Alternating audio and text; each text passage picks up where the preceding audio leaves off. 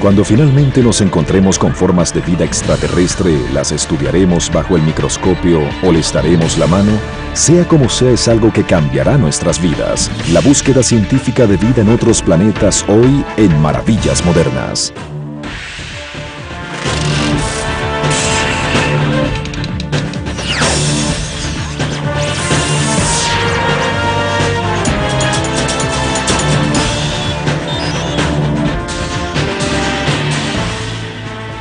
Maravillas Modernas. En Puerto Rico, el radiotelescopio más grande del mundo apunta hacia una estrella distante. Los científicos lo monitorean 24 horas al día con la esperanza de detectar una señal de radio generada artificialmente que evidencie la existencia de alguna civilización extraterrestre. En el Observatorio Lick, cerca de San José, en California, los astrónomos sondean el cielo en busca de un gran faro cósmico, una llamada de atención emitida por extraterrestres desde algún sistema solar a trillones de kilómetros de la Tierra. Mientras tanto, 4 sondas espaciales de la NASA lanzadas durante la década de los 70, cargadas con información acerca de nuestro planeta, continúan su viaje a mundos más allá de nuestro sistema solar. Estas son algunas de las formas en las que los astrónomos han estado buscando vida extraterrestre inteligente. Pero, ¿qué es lo que estos investigadores consideran inteligente? Si puedes construir un transmisor de radio o un láser de alto poder, eres inteligente. Aunque encontrar seres inteligentes puede ser el cenit de la historia humana, los científicos están igualmente interesados en encontrar vida que solo pueda ser vista bajo el microscopio. Digamos que vamos a Marte y encontramos evidencia de vida bacteriana. Eso puede significar 2 cosas. Uno, que las vidas en Marte y la Tierra están relacionadas, que de alguna forma son parte del mismo evento, que por alguna razón Marte no pudo mantenerla y que nos topamos con un pariente lejano. La otra posibilidad es que haya tenido su propio origen, no en la Tierra, sino en el propio Marte. Ahora, eso nos da la posibilidad de mostrarnos otro ejemplo distinto de la vida. La búsqueda de vida en Marte ha sido un gran drama científico por más de 100 años. El siguiente episodio involucró en junio del 2003 a una niña de 9 años ganadora del concurso nacional de ensayos para dar nombre a los 2 exploradores robóticos que irían a Marte en busca de vida. Ella tiene en su herencia y crianza el alma de 2 países interesados en el espacio. Sophie Collis fue adoptada por una familia estadounidense en un orfanato en Siberia. En la noche miré al cielo escarchado. Me sentí mejor. Soñé que podía volar. Aquí puedo hacer mis sueños realidad. Gracias por el espíritu y por la oportunidad.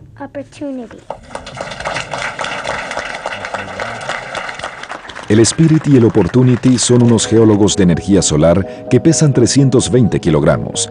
Tras un viaje de 7 meses, llegaron a Marte en enero del 2004 para comenzar su búsqueda de vida extraterrestre. Estos son descendientes del explorador Sojourner, que llegó a Marte en 1997 y son más grandes y tecnológicamente más avanzados. Los científicos de la NASA escogieron lugares de aterrizaje para el Spirit y el Opportunity, donde puede que una vez haya existido agua, porque donde hay agua puede haber vida. Hay pequeños cúmulos que pueden contener agua líquida y se pueden formar microambientes y microclimas. La vida marciana sí existe, no lo sabemos. Pudiese haber hallado el camino de erradicarse en esos pequeños ambientes. Pero antes de que el Spirit y el Opportunity pudieran partir hacia Marte, tenían que pasar una prueba de aseo administrada por científicos con un cargo fuera de este mundo, oficiales de protección planetaria. Nos aseguramos de no contaminar otros planetas con material biológico de la Tierra. Y si traemos algo, lo analizamos para verificar si contiene algún tipo de vida antes de distribuirlo. Rommel y su equipo estuvieron involucrados desde las primeras etapas de la misión a Marte para asegurarse de que los exploradores fueran construidos bajo las condiciones más asépticas posibles. Algunos componentes incluso fueron esterilizados en hornos antes de ser ensamblados. Posteriormente, mientras el Spirit y el Opportunity atravesaban las preparaciones finales antes del lanzamiento, el equipo de protección recolectaba continuamente cultivos de los exploradores para asegurarse de que estaban lo suficientemente limpios para ir a Marte. Uno puede ver una mesa y no ver la vida sobre ella, pero es abundante. Y una mesa es demasiado sucia para mandarla a Marte. Aunque es imposible eliminar todos los microorganismos, el límite aceptable para el Spirit y el Opportunity es de 300.000 esporas aeróbicas. Esa es la misma cantidad de vida bacteriana que encontrarás en una botella pequeña de agua mineral. En una botella muy pequeña. Cuando se determinó que el Spirit se encontraba dentro de estos parámetros, fue introducido dentro de la nave en forma de cápsula que lo llevaría a Marte.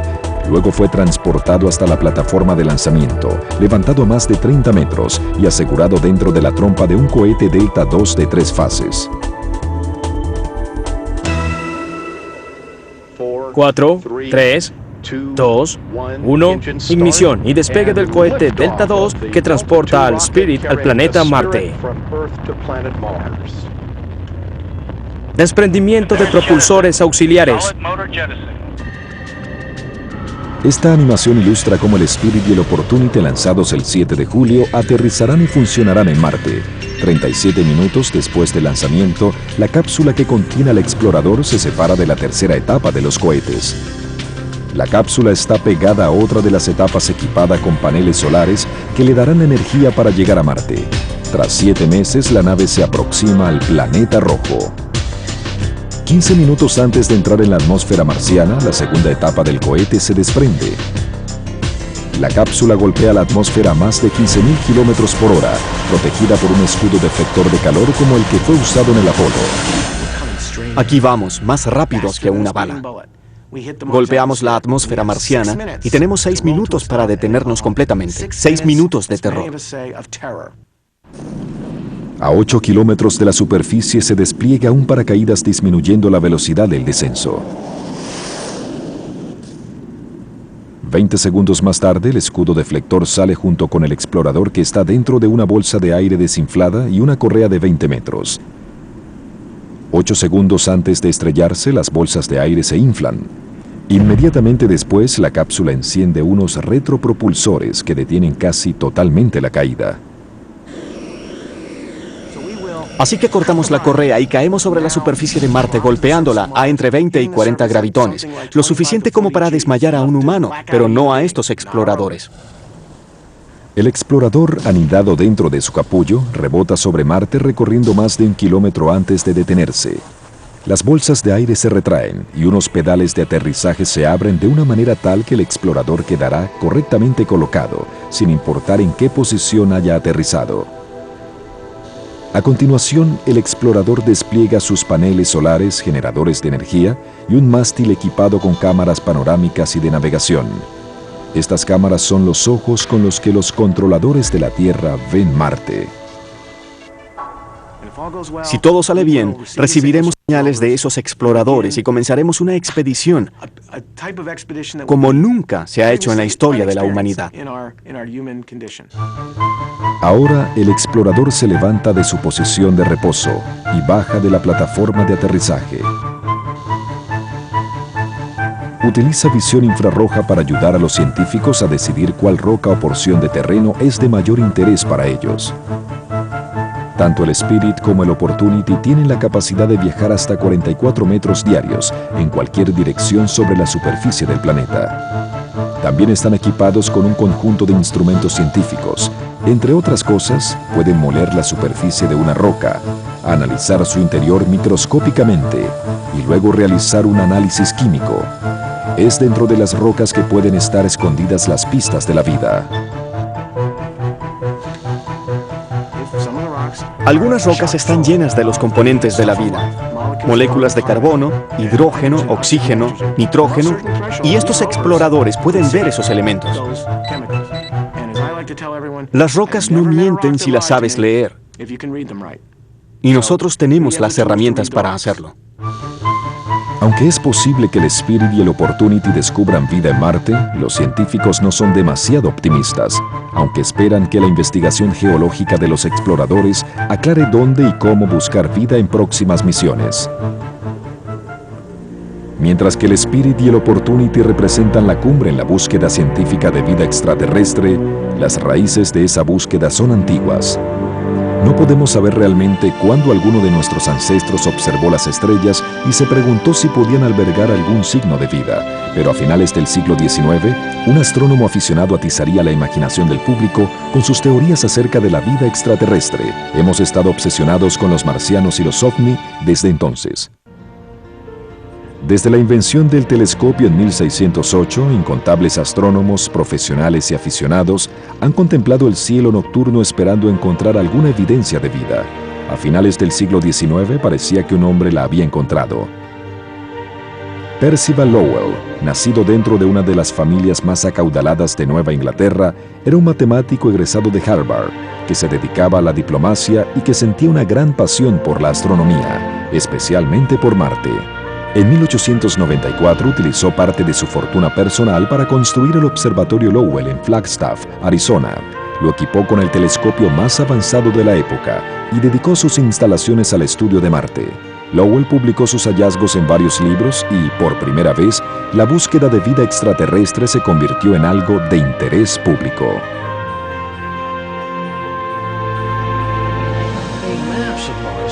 Lowell hizo buenos mapas de Marte, pero tenía la tendencia a establecer conexiones y trazar líneas, lo que lo llevó a especular que muchas de esas líneas eran canales. Su exploración de Marte le sugería que allí había una civilización que se encontraba al borde de la destrucción, que el planeta se estaba secando y que quienes vivían en él habían creado canales que llevarían agua desde los polos hacia las otras partes del planeta. No era ciencia, era imaginación basada en ciencia. Sin embargo, Lowell tocó un punto neurálgico del público, que cada vez se interesaba más en los marcianos. La víspera de Halloween de 1938, esa fascinación se transformó en pánico. La dramatización radiofónica que hiciera Orson Welles del libro La Guerra de los Mundos de H.G. Wells convenció a millones de estadounidenses de que invasores del planeta Marte estaban atacando Grover's Mill, Nueva Jersey. Me sorprendió que esta historia, tan conocida para los niños, gracias a las tiras cómicas, haya tenido un impacto tan inmediato y tan profundo sobre los radioescuchas. Tras la transmisión de la Guerra de los Mundos y en los años tras la Segunda Guerra Mundial, los estadounidenses reportaban tantos avistamientos de ovnis que la Fuerza Aérea fundó el proyecto Blue Book para investigar y documentar tales avistamientos. En el período que siguió a la Segunda Guerra Mundial, tanto adultos como niños tenían tarjetas de aviones que tenían siluetas dibujadas, y así al ver al cielo se podía saber si estos aviones eran amigos o enemigos. Yo sospecho que eso tuvo algo que ver con la locura del ovni, porque cada vez que veían una figura en el cielo que no podían distinguir, se convertía en un objeto volador. Walter Cronkite examinó el fenómeno de los ovnis en un documental televisivo en 1966. Desde el principio de los tiempos, el hombre ha visto cosas inexplicables en el cielo. No hay razón para pensar que no hubiesen visto algo, pero la pregunta es, ¿estaban esas cosas realmente allí? Y si lo estaban, ¿qué eran?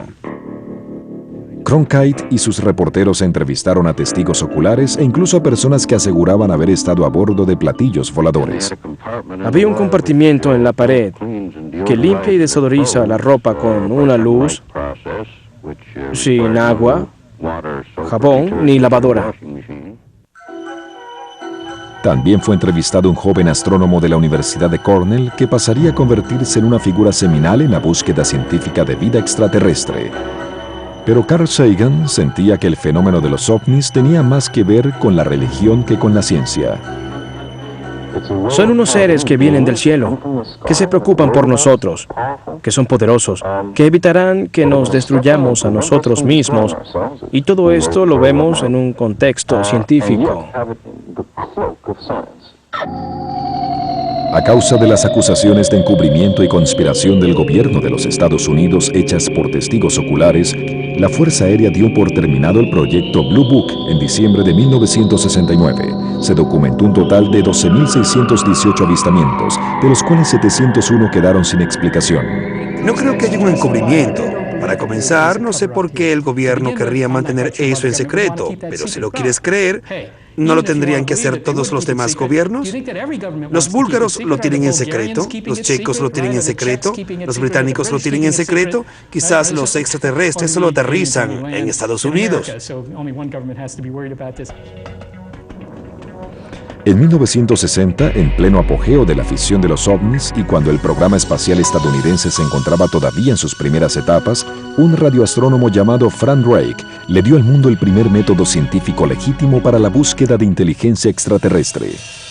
La radioastronomía se convirtió en una ciencia importante a finales de la década de los 30, con el descubrimiento de que los cuerpos celestes como las galaxias, sus estrellas e incluso los planetas emiten ondas de radio que pueden ser detectadas en la Tierra por medio de radiotelescopios.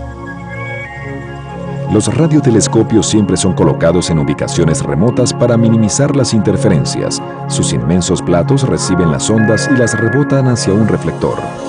El reflector enfoca estas ondas y las alimenta a un receptor que se encuentra en la parte inferior del plato. El receptor amplifica y transmite las señales a unas computadoras. Los científicos pueden entonces analizar las ondas de radio y crear representaciones visuales o mapas de los objetos que las originaron. En la Tierra, las ondas de radio generadas por las transmisiones de radio y televisión han estado viajando a través del universo por aproximadamente 100 años, y es posible que pudieran ser detectadas por civilizaciones extraterrestres que también posean alguna clase de tecnología radial. De la misma manera, nosotros podríamos detectar sus transmisiones. Creo que todas las civilizaciones pasan por un momento como el que nosotros atravesamos actualmente, en el que tenemos transmisiones televisivas muy poderosas. Otras civilizaciones tendrán su show de Lucy y nosotros lo capturaremos. No es tan difícil. En 1960, Frank Drake era un radioastrónomo en el recién construido Radio Observatorio Nacional de Astronomía en Green Bank, Virginia del Oeste. Ese mismo año, Drake comenzó a apuntar el telescopio del radioobservatorio hacia estrellas particulares con la esperanza de detectar ondas de radio que parecieran artificiales, las transmisiones de una civilización extraterrestre. Cuando observábamos, no escuchábamos porque la señal proveniente de un radiotelescopio es pura estática, a menos que haya una señal. Pero teníamos un medidor y esperábamos que la aguja brincara de pronto, porque quería decir que había una señal.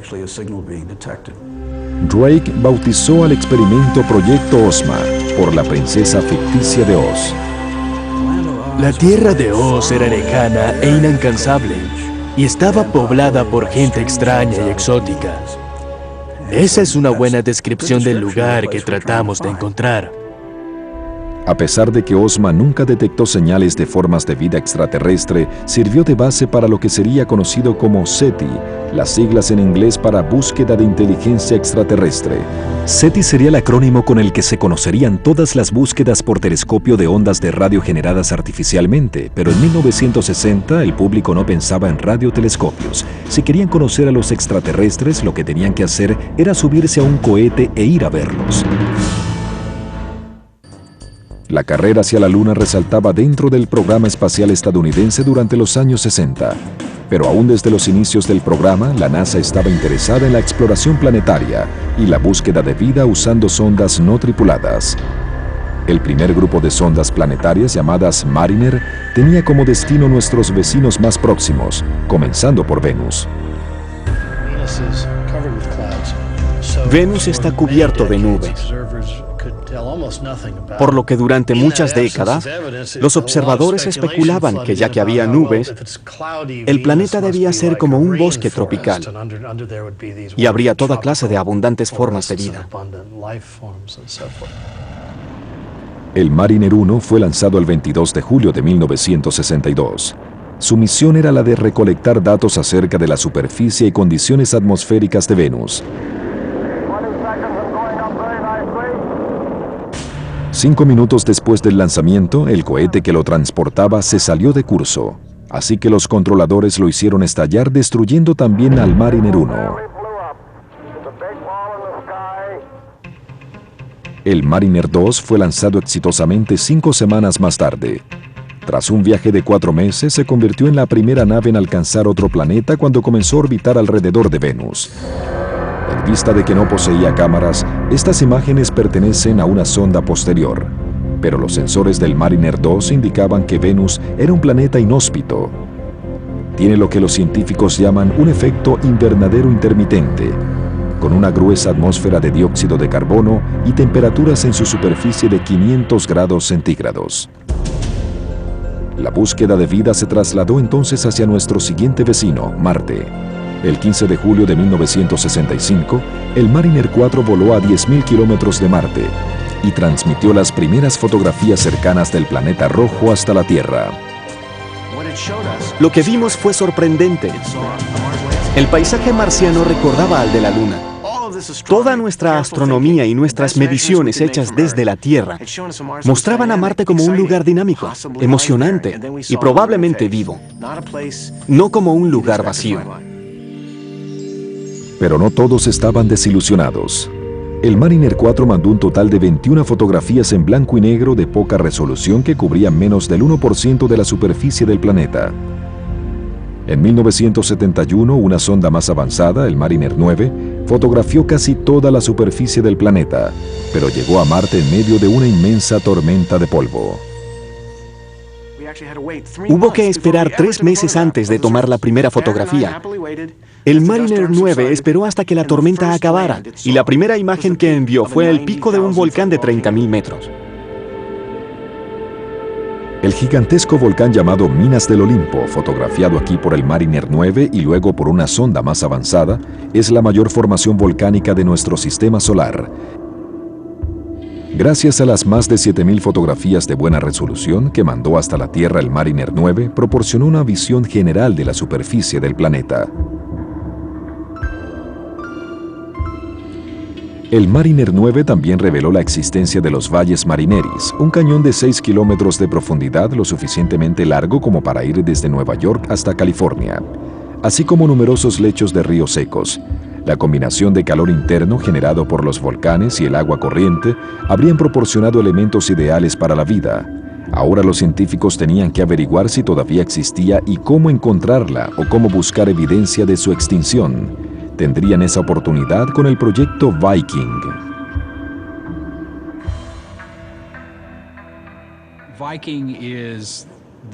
El Viking era lo más avanzado para las misiones a Marte. Tenía 2 vehículos terrestres y 2 orbitales, literalmente un proyecto multimillonario. Los vehículos terrestres eran literalmente laboratorios robóticos diseñados para llevar a cabo experimentos en la superficie del planeta. Podían buscar evidencia de actividades sísmicas, hacer 5 experimentos registrando los elementos que hacen posible la vida y cómo se pueden metabolizar en la superficie marciana, cómo se produciría la química de dichos elementos. El Viking 1 aterrizó el 20 de julio de 1976. El Viking 2 llegó 4 meses después. La gran emoción por haber logrado aterrizar 2 sofisticados laboratorios en otro planeta pronto abriría paso a una dura realidad. Ambos vehículos recogieron y analizaron muestras de suelo marciano, pero en las muestras no había el menor rastro de carbono, el elemento dominante en la cadena de la vida. De hecho, los científicos llegaron a la conclusión de que la superficie del planeta se estaba esterilizando a sí misma debido a los altos niveles de radiación a los que estaba expuesta por parte del Sol y del espacio profundo. Los vehículos terrestres que permanecieron en el planeta no pudieron cumplir una importante meta, lo que perturbó a muchos científicos. Nunca llegamos a analizar las rocas. Lo que recogíamos pensando que eran rocas resultaba ser terrones. Yo le digo a los chicos que las rocas son las reliquias de la madre naturaleza. Nos dicen cómo se formaron los planetas, en qué condiciones. Tenemos que analizar las rocas. En agosto de 1996, 20 años después de la misión Viking, una roca llegó a nosotros. Oficiales de la NASA anunciaron que un meteorito marciano encontrado en la Antártida contenía una posible evidencia de vida marciana antigua. Se cree que la roca de 2 kilogramos se formó hace 4.500 millones de años, cuando Marte era más cálido y probablemente poseía grandes cuerpos de agua. Luego, hace 15 millones de años, un gran asteroide se estrelló en Marte y mandó la roca hacia el espacio, donde permaneció hasta que aterrizó en la Antártida 11.000 años antes de Cristo. Un equipo de científicos que analizaba la roca a nivel microscópico encontró lo que parecen ser restos de una bacteria microbiana fosilizada. Esto originó furor dentro de la comunidad científica, la cual todavía se encuentra en medio de un debate sobre si estos investigadores tienen razón o no. El mayor de los posibles fósiles mide menos de la centésima parte del diámetro de un cabello humano, y su apariencia es similar a la de fósiles microscópicos de bacterias encontradas en la Tierra. Ya se estaban trazando y probando los planes de una nueva misión a Marte, cuando se hizo público el descubrimiento de la roca marciana.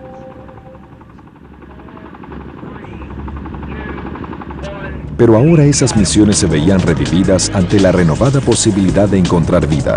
Una de las misiones más ambiciosas era la del Pathfinder. Como la misión Viking, se mandaría un laboratorio a Marte, pero a diferencia de Viking, que era un laboratorio inmóvil, la misión Pathfinder utilizaría un vehículo explorador de 6 ruedas llamado Sojourner. Ahora podemos ir a tocar las rocas. No lo pudimos hacer con el Viking, aunque estuvieran muy cerca. Esa es parte de la nueva estrategia de la NASA. El Pathfinder fue lanzado el 4 de noviembre de 1996 y aterrizó en Marte el 4 de julio de 1997. Al día siguiente, y para el deleite de sus controladores, el vehículo bajó de su plataforma y comenzó a desplazarse por la superficie del planeta. Al igual que las misiones que lo antecedieron, el Pathfinder tampoco encontró señales de vida. Pero su logro verdadero fue el de comprobar la viabilidad de las tecnologías necesarias para misiones más avanzadas, como las del Spirit y el Opportunity. Tenemos ignición y despegan el Atlantis y el Galileo con destino a Júpiter. Aunque la mayor parte de la búsqueda de vida extraterrestre en nuestro sistema solar ha estado enfocada sobre Marte, la NASA ha lanzado una pequeña flota de sondas para buscar señales de vida en otros lugares. Una de las más significativas fue Galileo, lanzado en 1989 desde el área de carga del transbordador Atlantis.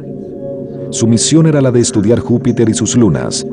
El Galileo, que estaba operado por una computadora menos poderosa que un Palm Pilot, experimentó una gran cantidad de dificultades técnicas en su viaje de 6 años hacia Júpiter. Pero cuando empezó a orbitar el planeta, que es 318 veces más grande que la Tierra, emitió unas imágenes espectaculares. Más significativo aún es lo que encontró mientras orbitaba alrededor de Europa, una de las lunas de Júpiter. Hay evidencia fotográfica de que existen océanos salados bajo la superficie congelada de la Luna. Ahora los científicos creen que la vida puede encontrarse allí basados en dónde se encontraba en la Tierra. Por ejemplo, el lago Vostok es un lago subglacial en la Antártica. Este lago está bajo 3.7 kilómetros de hielo y ha estado aislado por más de 30 millones de años.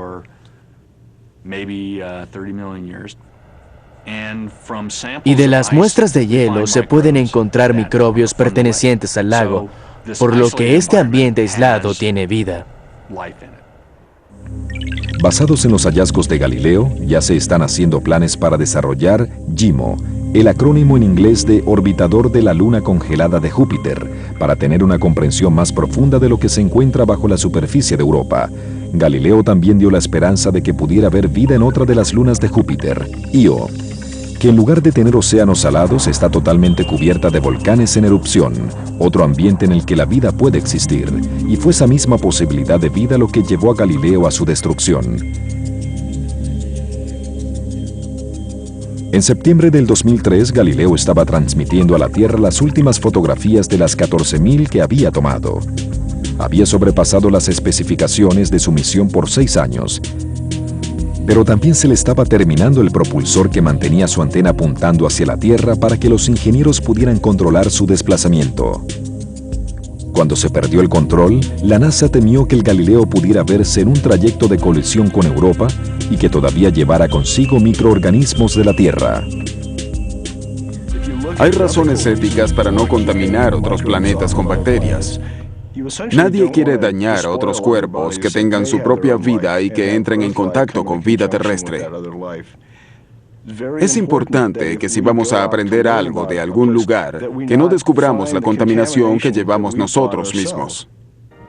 Así que los controladores transmitieron instrucciones al Galileo para que cambiara su curso de vuelta a Júpiter y se lanzara en una caída suicida de 175.000 kilómetros hacia la atmósfera del planeta, donde sería aplastado y vaporizado por el calor y la fricción antes de alcanzar la superficie del planeta. Mientras las sondas de la NASA buscaban señales de formas de vida simples dentro de nuestro propio sistema solar, en 1992 la Agencia Aeroespacial Estadounidense inició un plan para buscar vida inteligente más allá de él. Casi todas las sondas de la NASA habían buscado señales de vida microbiana en los planetas de nuestro sistema solar, pero 4 sondas lanzadas en la década de los 70, llevando consigo mensajes para los extraterrestres, continúan actualmente su viaje hacia las profundidades del espacio.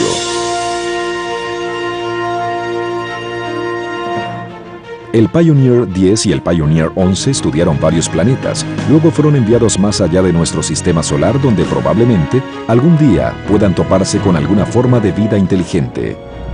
Pensando en eso, la NASA colocó una placa de oro en cada sonda, una tarjeta de presentación para los extraterrestres. Fue diseñada por Carl Sagan, su esposa Linda y Frank Drake. Decidimos hacer un mapa con la ubicación de la Tierra con respecto a objetos reconocibles, además de hacer bosquejos de seres humanos. El Pioneer 10 hizo su última transmisión radial a la Tierra el 23 de enero del 2003. Estaba a 12.000 millones de kilómetros y continuaba su viaje lejos de nuestro sistema solar. Otras 2 sondas que también abandonarían nuestro sistema solar, las Voyager 1 y 2, fueron lanzadas en 1977. En esta oportunidad, la NASA creó un disco de oro lleno de imágenes y sonidos de la Tierra.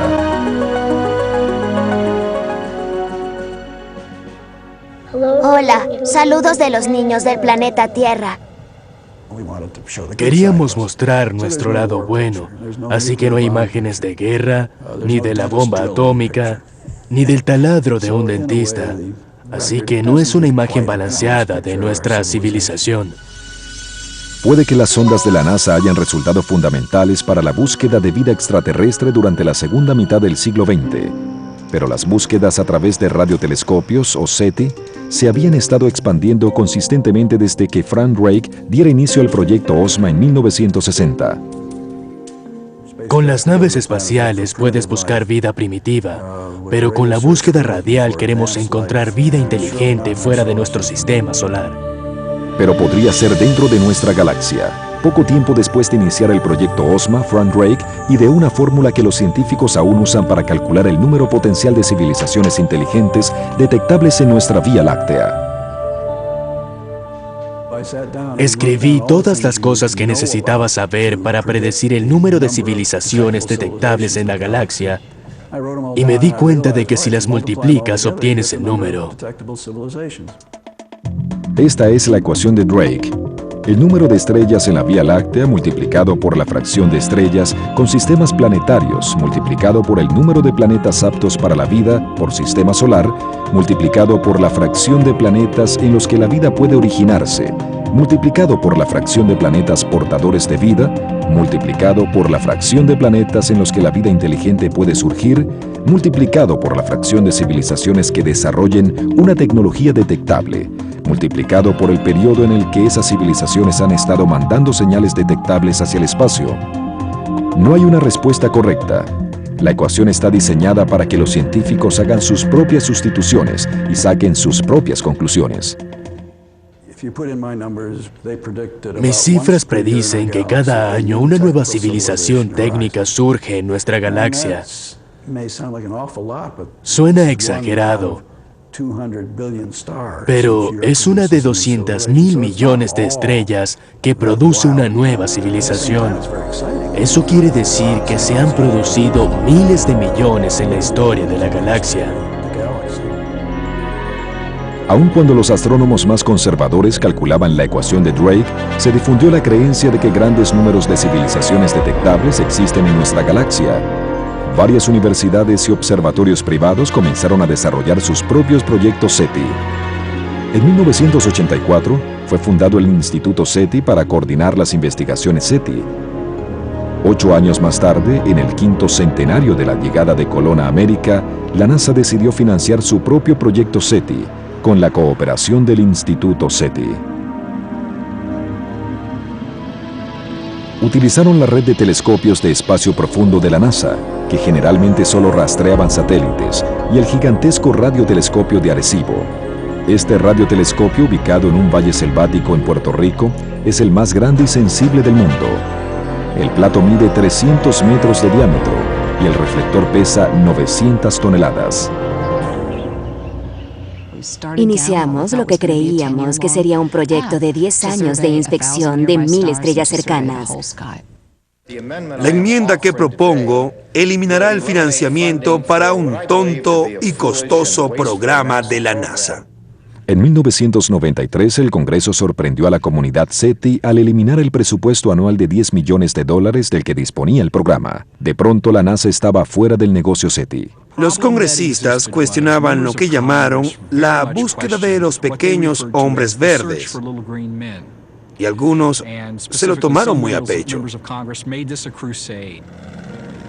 Pero en lugar de aceptar la derrota, el instituto inició una campaña de recolección de fondos liderada por Barney Oliver. Oliver era un ejecutivo de Hewlett Packard, que poseía más de 60 patentes y a quien se le acredita el desarrollo de la calculadora científica portátil. Mientras se encontraba de permiso en la compañía, Oliver dirigió el programa SETI de la NASA mientras duró. Barney decidió dedicarse a esto y desarrolló una nueva carrera como recolector de fondos. Los esfuerzos de Oliver dieron como resultado el proyecto Phoenix. El Phoenix se levantaba de las cenizas del rechazo del Congreso.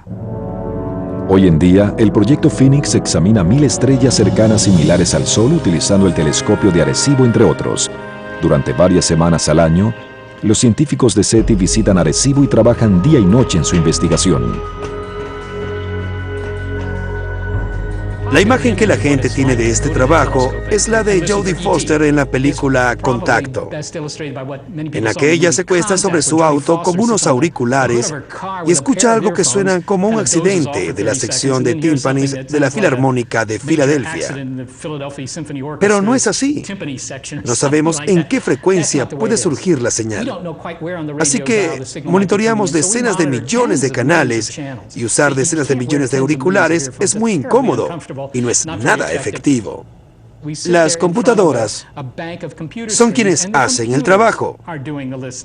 Ellas deciden si una señal suena interesante y llama nuestra atención. Nosotros nos involucramos eventualmente, pero son ellas quienes buscan IT.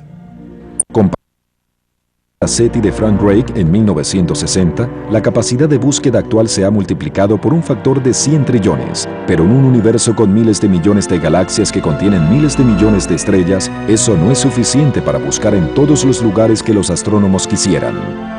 Sin embargo, se divisa en el horizonte otro factor que contribuirá a la expansión de la capacidad de búsqueda.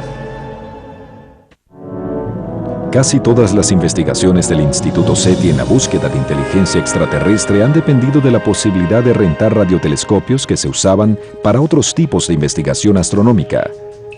En los próximos años, el instituto comenzará a llevar a cabo sus investigaciones con sus propios telescopios, 24 horas al día, los 7 días de la semana. El rango de esos telescopios también se habrá incrementado notablemente.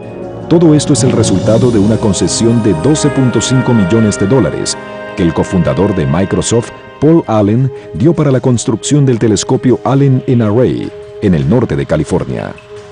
El Allen Array estará formado por 350 telescopios pequeños y económicos conectados entre sí para formar una especie de super radiotelescopio. El Array no tendrá la sensibilidad del gigante de Arecibo, pero tendrá otras ventajas. El de Arecibo tiene la mayor área de recolección y puede encontrar una señal a mayor distancia, pero solo puede apuntar hacia una dirección a la vez. En cambio, el telescopio Allen sacrifica área de recolección a cambio de la capacidad de apuntar en diferentes direcciones al mismo tiempo, lo que por supuesto acelera la búsqueda. Es como colocar motores fuera de borda a la Niña, la Pinta y la Santa María. Y después colocamos más y más motores porque la tecnología computarizada permite que estas antenas vayan cada vez más rápido. Mientras que SETI siempre ha sido asociado a los radiotelescopios, el Instituto SETI ha añadido telescopios convencionales a la búsqueda en un proyecto llamado Optical SETI. En el Observatorio Lick, cerca de San José, en California, los científicos de SETI buscan faros de luz, quizás láseres de alto poder que apunten hacia la Tierra como señales de otras civilizaciones. ¿Por qué lo harían? Pues eso es sociología alienígena. Así que no lo sabemos. Pero sería muy fácil. Quizás como una tarea escolar. Digamos que hacer señales a las 10 o 100.000 estrellas más cercanas, esperando que alguien las reciba. Para detectar tales señales, un detector de impulsos de luz especialmente diseñado es colocado en la parte posterior de un telescopio. El telescopio apunta a estrellas cercanas y busca destellos de luz muy rápidos, no los destellos constantes que todos los telescopios reciben, sino destellos de una 1.000.000.000ésima de segundo, porque las estrellas no emiten esos destellos. Si las computadoras asociadas con Audio SETI u Optical SETI detectan una señal, los científicos que las monitorean tendrían que llevar a cabo una serie de pruebas para asegurarse de estar en lo cierto. Luego, pedirían a observatorios de todo el mundo que examinen las señales para confirmar el hallazgo.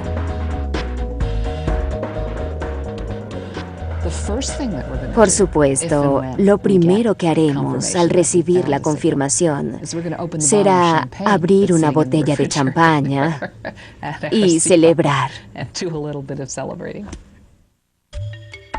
No se sabe si nuestros parientes cósmicos celebrarán junto a nosotros o no, pero la búsqueda científica de vida extraterrestre continuará mientras los seres humanos nos sigamos preguntando si estamos solos en el universo. La búsqueda puede incluso sobrevivirnos, en la forma de los discos de oro a bordo de las sondas Voyager, que seguirán viajando por el espacio durante siglos. Dentro de 5.000 millones de años, el Sol se expandirá y se tragará a la Tierra. Pero quedará prueba de nuestra existencia para cualquiera que quiera aprender que alguna vez, hace mucho tiempo, hubo una civilización manejada por seres humanos.